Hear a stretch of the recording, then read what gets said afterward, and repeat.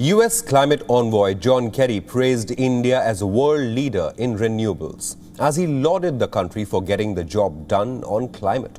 Kerry is all set to meet India's Minister of Petroleum and Natural Gas and Minister of Steel, Dharmendra Pradhan. This comes as the US leader held talks with Indian Environment Minister Prakash Javadekar in New Delhi.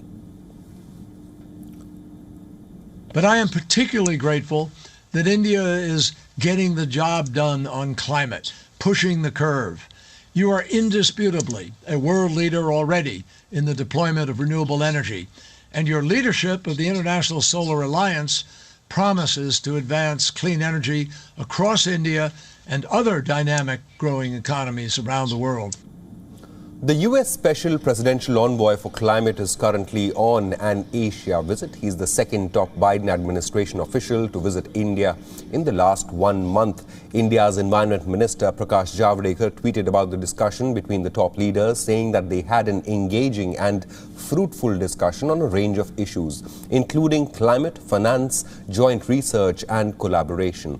Kerry added that India is a very strong example for other nations to follow, especially on powering a growing economy with clean energy. Climate has been a key priority area for the new US administration. On the very first day of his office, President Joe Biden had announced the US rejoining the Paris Climate Pact, the climate agreement from which the former US President Donald Trump had withdrawn. Kerry kicked off his trip last week from the United Arab Emirates. He is leading efforts to get countries to commit themselves to reduce greenhouse gas emissions to zero by about the middle of this century. Kerry is leading efforts to get countries to step up commitments. This is ahead of a summit of 40 leaders on the 22nd and 23rd of April, called by US President Joe Biden. Later this year, world leaders will gather for the United Nations Climate Summit in Glasgow. The summit will build on 2015 Paris Accords to halt the increase in global temperatures at levels that would avoid the worst impact of climate change. For more details, WION's principal diplomatic correspondent Siddhant Sibbal is joining us live on this broadcast. Siddhant, high praise coming in from John Kerry, saying that India is an example for others to follow as far as renewables is concerned. Well, yes, a lot of praises, a lot of flowery language by the visiting US envoy on climate. But at the heart of it is that the US wants India to announce on the carbon emissions, zero carbon emissions. That means carbon neutrality. We know that India is the third largest emitter, but India, when it comes to per capita emission, is the lowest. The average is below the global average. And we know that other countries have announced their zero emission targets, including China, which has announced that it will go carbon neutral by the year 2060. So there is a lot of pressure on New Delhi. And this visit is all about persuading New Delhi to announce something on that just before the climate meeting that takes place virtually, which of course you pointed out, led by the US President Joe Biden. He is going to meet a lot of officials here. He has already met a lot of ministers. John Kerry met the Indian climate minister. He met the Indian finance minister. He met the Indian external affairs minister. But there hasn't been any official word from the Indian government, barring of course few tweets by the ministers. In fact, the Indian Environment Minister Prakash Javadekar, in a tweet after his meeting, said that the focus of his conversation was on climate finance.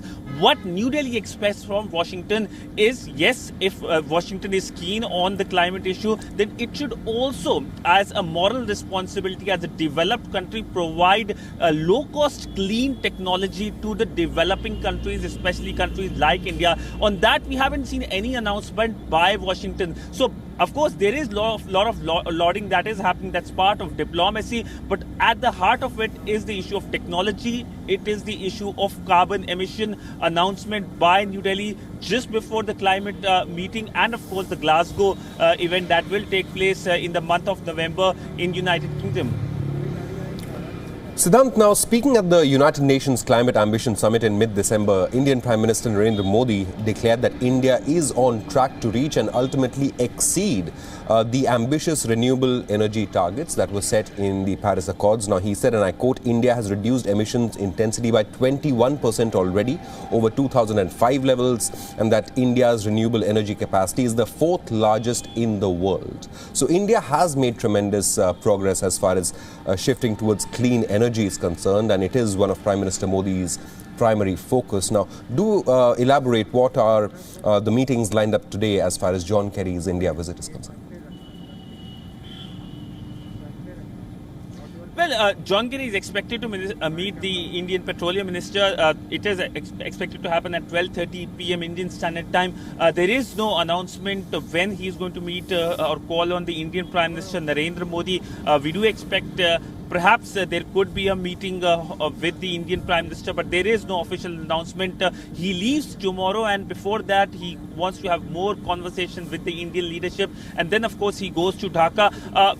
Well, there can be a joint statement or there cannot be a joint statement because his first visit was to UAE and there was a joint statement. So far, there hasn't been a joint statement. But by and large, if you look at what India has been telling the Americans, whether it's publicly, whether it's privately, is about its domestic agenda. It's about the International Solar Alliance.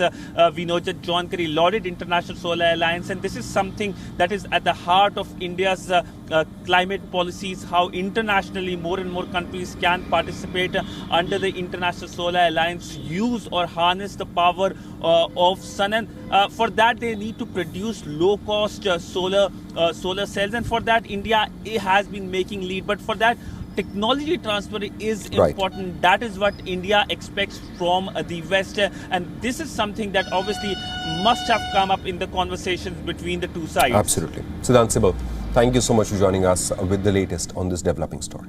WION is now available in your country. Download the app now and get all the news on the move.